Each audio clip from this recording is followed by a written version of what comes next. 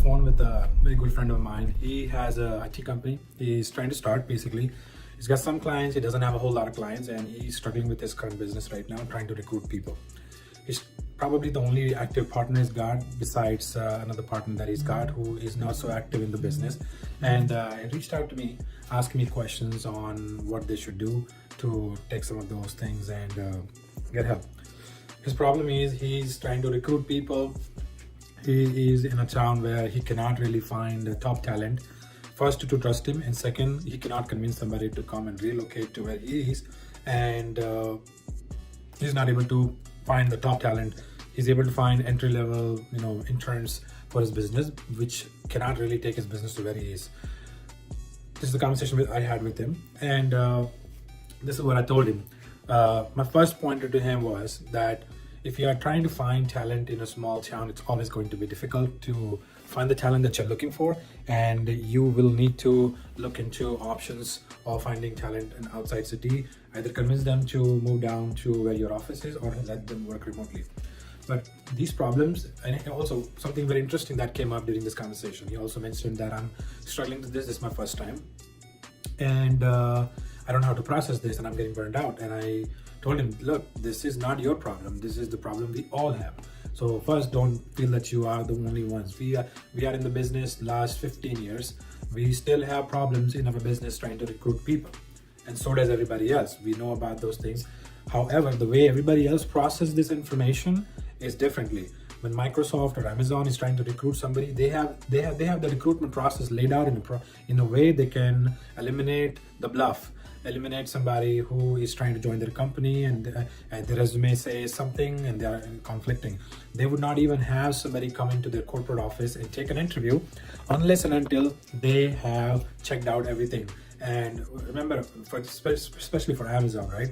When they're recruiting somebody, they are having to pay for their accommodation or their flights, whatever they have to do in Seattle. And all that costs them money. So before they even have a talent come or an individual come in for an interview at their corporate office, they have done enough digging into the candidate to make sure that they are not wasting their valuable time and money that they are about to invest into a candidate to see if that individual is a good fit for you or not. If you have a lot of gap in your resume, if you are somebody who has who has taken a pause of 2-3 years and you don't have a real good way to explain why you had a gap in your employment for 2-3 years, chances are a company like Amazon is not going to hire you.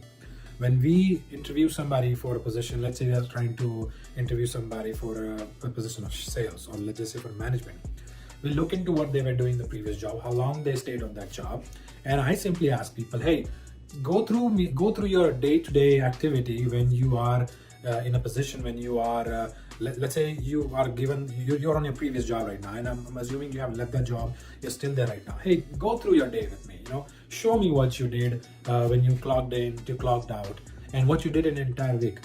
This short question by itself will save you a million problems if you just pay attention to what they are responding. I am talking about every single word. If they start to mumble and they're starting to make up stuff, and you are an experienced entrepreneur, you can tell at what point they are bluffing and what point they are trying to BS. And you got to catch that, and you got to cut them the interview right through, because 90% of the candidates you're going to interview are there to just bluff you. They are going to say everything they can find. The resume they made was made on ChatGPT, and they used all the complicated words in the dictionary to make sure they can bluff you. Can they bluff you? You should not be able to let them bluff you, waste your time. Forget about employing them. I want you to cut that interview short in the next 2 or 3 minutes. Save yourself from all the energy you have saved in your body to run your business, to do positive things. Don't let somebody come bluff, take away your time and derail you from the activities that you had planned out for the day.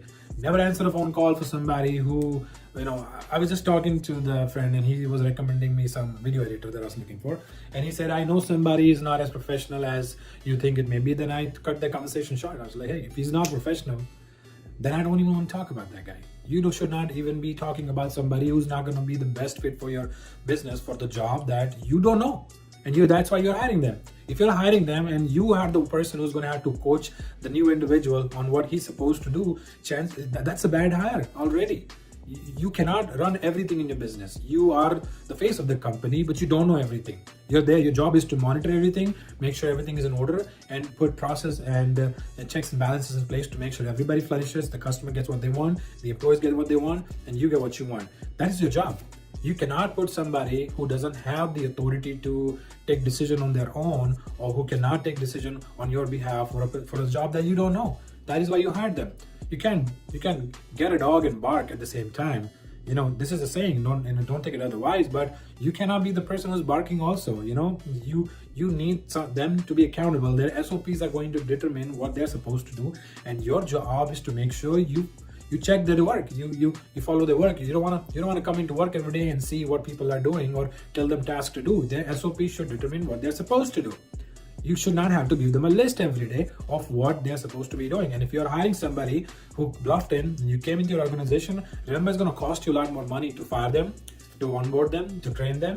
And if you want to save money on making this, if you want to save money by not making this mistake, you want to pay very close attention to what this candidate is saying, their background.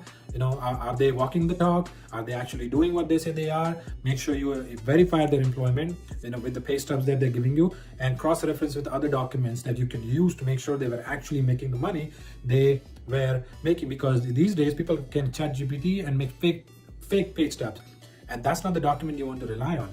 You don't let them know that, hey, you're going to be doing additional background checks on them. But after you screen them through one platform, through your pay stubs or through the experience you pass them, dig deeper into the candidate you are going to bring into your company, because they're going to cost you money every day they work in your company. You have to pay them whether they performed or not. So you much rather do your due diligence so diligently that you don't fail at hiring a candidate and come back and say, you know what, it was bad hire. 1 month into it, you did not get anything out of it, and I would hate for that to happen to anybody. So with that being said, if you'll get any information that was relevant to you and you like the content on this channel, you can hit subscribe, like. There's further more information to come. I like to post 5 to 10 minutes or even 5 minutes videos. I try to keep it short. It gets extended sometime. I cannot control that, I'm sorry. But the information that I have to share, it's going to play a very key role in running your and operating your business, and you can avoid a lot of potential pitfalls if you pay attention to the details I'm giving you. Make notes about it. You come back, you comment, you tell me things that you learned, tell me everything that bad happens. If I'm giving you an advice, it's not working for you, tell me what bad I'm doing. I want to know. I want to improvise myself. I want to come up and give you customized solution. If you comment, I may be able to find time to get you some of the answers that you can use for yourself. And if you need more information, if you like to be updated on all the new videos and the contents, the products and services that we have to help you, you can subscribe to our email list, and we will have continuously be providing you valuable content through email marketing. Thank you.